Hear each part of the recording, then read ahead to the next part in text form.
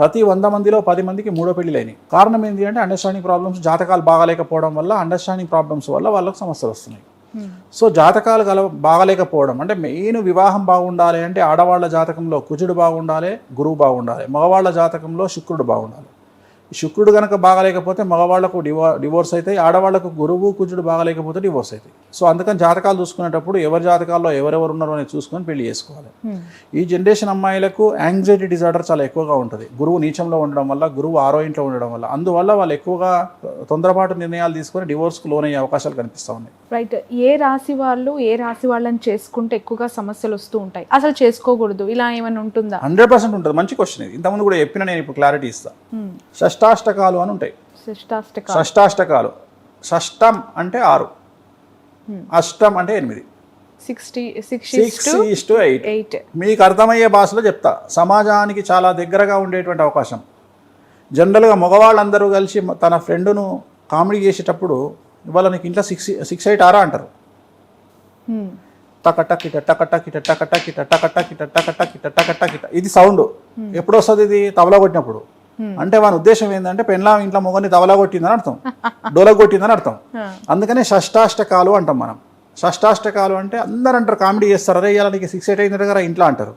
అంటే షష్టాష్టకాలు ఈజ్ 6:8. 6:8 అంటే జనరల్గా మనం ఏం చూస్తున్నాము? మనం జనరల్గా 6:8 తీసుకున్నప్పుడు ఒక రాశి నుండి ఇంకొక రాశికి 6 నుండి 8 ఉండు. ఉదాహరణ, ఇప్పుడు నువ్వు ఫోన్ చేసినావు, గురువుగారు మా తమ్ముడిది మేషరాశి అయింది అన్నప్పుడు మేషం, వృషభం, మిథునం, కర్కాటకం, సింహం, కన్య. కన్య ఎంత అయింది? 6 అయింది. తులా, వృశ్చికం ఎంత అయింది? 8 అయింది. అంటే మేషరాశి అబ్బాయికి కన్యారాశి అమ్మాయి కానీ వృశ్చిక రాశి అమ్మాయి కానీ పనికిరాదు. సీఎం బిడ్డ, సీఎం కొడుకు అయినా సరే. అంటే కక్కుడి తొద్దిగా, ఇక కక్కుడి తొద్దిగా అక్కడ. ఇక మా మేధావులు చెప్తారు కొంతమంది పంతులు, శుభ షష్టాష్టకాలు అంటారు. నాగుమ్మామ అంటేనే కాటేసేది. మంచి నాగుమ్మామలు ఉంటాయా? విషయం అంటేనే తాగితే తెస్తారు. మంచి విషయాలు ఉంటాయా? నువ్వు తాగితే తెస్తావు అన్నప్పుడు కత్తి ఉంది, పొడుస్తా దిగుతుంది లోపలికి, దిగని కత్తులు కూడా ఉంటాయా? సో షష్టాష్టకాలు అంటేనే దరిద్రం. దీంట్లో వీళ్ళు ఏం చేస్తారు అంటే 100 అబద్ధాలైనా పెళ్లి చేయాలి అంటే మా తెలివిగల బ్రాహ్మణులు కొంతమంది ఏం చేస్తారు అంటే కావాలని అబద్ధం ఆడి పెళ్లి చేస్తారు. అంటే ఉదాహరణ శుభ షష్టాష్టకాలు ఎట్లయితే ఆయన పాలల్లో ఉప్పు వేస్తే విరిగిపోదా? సింపుల్ క్వశ్చన్, సింపుల్ ఆన్సర్, విరిగిపోతుంది.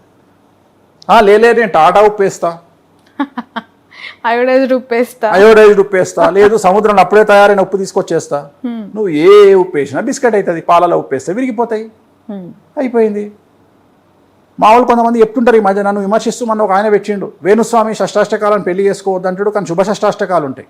నువ్వు శుభ షష్టాష్టకాలైనా ఏ షష్టాష్టకాలైనా నువ్వు పెళ్లి చేస్తే మళ్ళీ నా దగ్గరికే వస్తారు వాళ్ళు విడాకుల కోసం. లేకపోతే స్వామి మాకు విడాకులు అయితే తనఖ చేస్తున్నాం, పలానా పంతులు పెట్టినా నేను బండబూతులు తెచ్చుకుంటారు. అది మళ్ళీ నీ పిల్లల మీద ఎఫెక్ట్ చూపిస్తుంది. సో షష్టాష్టకాలు నీకు చాలా ఈజీ. ఏ పంతుల దగ్గరికి మీరు ఎవ్వరు పోవాల్సిన పని లేదు. అమ్మాయిది రాశి అయింది, ఉదాహరణ అమ్మాయిది రేవతి మీనరాశి అయింది అనుకుందాం. రేవతి నక్షత్రం మీనరాశి అయింది. మీనం, మేషం, వృషభం, మిథునం, కర్కాటకం, సింహం. సింహం ఎంత అయింది? 6 అయింది. సింహం అయినాక కన్య, తుల 8. మీరే లెక్కేసుకోండి. ఏ పంతుల దగ్గరికి పోకండి, ఏ గురువు దగ్గరికి పోకండి, ఏ జ్యోతిష్కుడి దగ్గరికి పోకండి. మీ అబ్బాయి రాశి నుండి అమ్మాయి రాశి లెక్క పెట్టండి, అమ్మాయి రాశి నుండి అబ్బాయి రాశి లెక్క పెట్టండి. 8 కానీ 6 కానీ వస్తే వదిలేసేయండి. అయిపోయింది, ఆన్సర్ వచ్చేసింది. ఇది మెయిన్గా, ఇది ఒకటే మెయిన్గా. మిగిలిన అన్నీ మీరు హ్యాండిల్ చేసుకోవచ్చు, పంతుల దగ్గరికి పోవచ్చు, మాట్లాడుకోవచ్చు.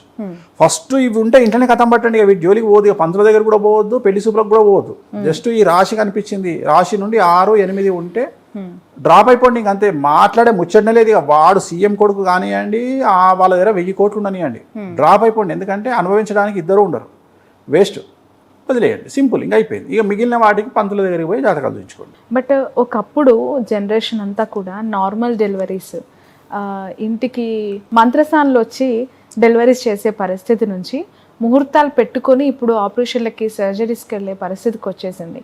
అలా చేసినా కూడా ఫస్ట్ ఆఫ్ ఆల్ ఈ డిఫరెన్స్ని ఎలా చూడాలి?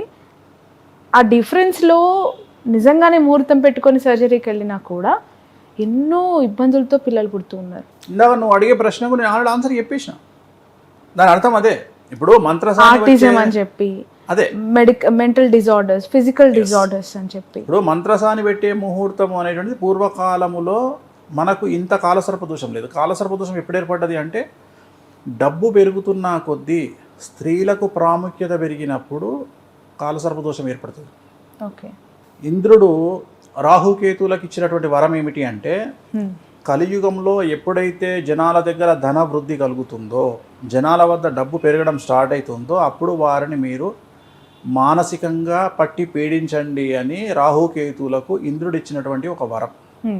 అలాగే అమ్మాయిలకు కూడా ఎట్ ది సేమ్ టైం ఇచ్చినటువంటి శాపం ఏమిటి అంటే ఎవరైతే పద్మిని జాతి స్త్రీలు ఉంటారో అంటే ఇంచుమించుగా మేకప్ లేనప్పుడు అందంగా ఉండేటువంటి అమ్మాయిల జీవితాలని నాశనం చేయండి అని రాహుకేతువులకు ఇచ్చినటువంటి ఒక వరం ఇంద్రుడు.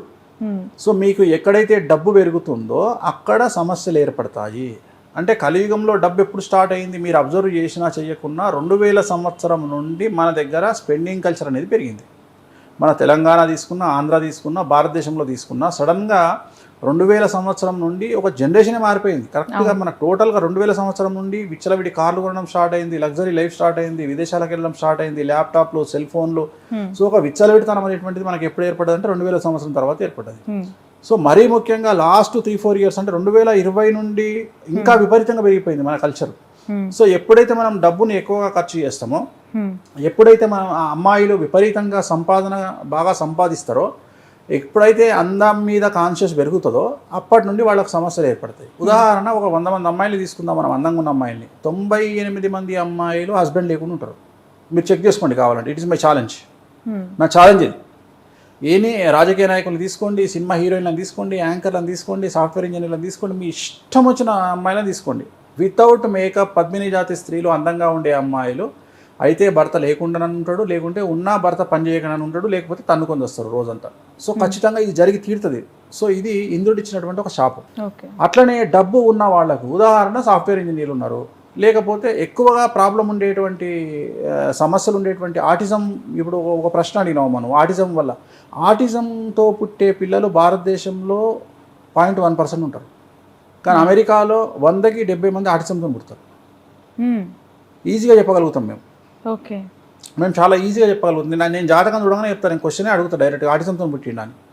అంటే ఎప్పుడైతే 6వ ఇంట్లో గురువు కానీ, కుజుడు కానీ, చంద్రుడు కానీ ఉంటాడో, వ్యయంలో 6వ ఇల్లు కానీ లేదా దాన్ని చూసే 12వ ఇల్లు కానీ, గురువు కానీ, చంద్రుడు కానీ, కుజుడు కానీ 12వ ఇంట్లో కానీ 6వ ఇంట్లో కానీ ఉంటే, లేదా తండ్రి జాతకంలో గురువు నీచంలో ఉంటే, తల్లి జాతకంలో గురువు నీచంలో ఉంటే, తండ్రి జాతకంలో శుక్రుడు నీచంలో ఉంటే ఆటిజంతో పిల్లలు పుట్టే అవకాశం ఉంది.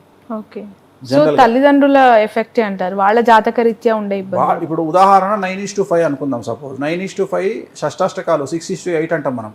షష్టాష్టకాల్లో పుడితేనేమో భార్యాభర్తలు ఒకళ్ళు చనిపోయే అవకాశం ఉంది. అంటే ఉదాహరణ భార్యాభర్తలు ఇద్దరు పెళ్లి చేసుకున్నారు, మన పెళ్లి చేసుకున్నటువంటి వాళ్ళ జాతకాలు కలవలేదు, కలవకపోతే వాళ్ళిద్దరిలో ఒకళ్ళు చనిపోయే అవకాశం ఉంటుంది, లేదు డివోర్స్ అయ్యే అవకాశం ఉంటుంది. లేదు 9:5 పెళ్లి చేసుకున్నారు అంటే ఇద్దరి రాశి నుండి ఒక రాశి నుండి ఇంకో రాశికి 9, ఒక రాశి నుండి ఇంకో రాశికి 5 వచ్చింది అనుకో, వాళ్ళిద్దరికి సంతానం కలిగే అవకాశం లేదు, లేదా ఆటిజంతో పిల్లలు పుట్టే అవకాశం ఉంటుంది.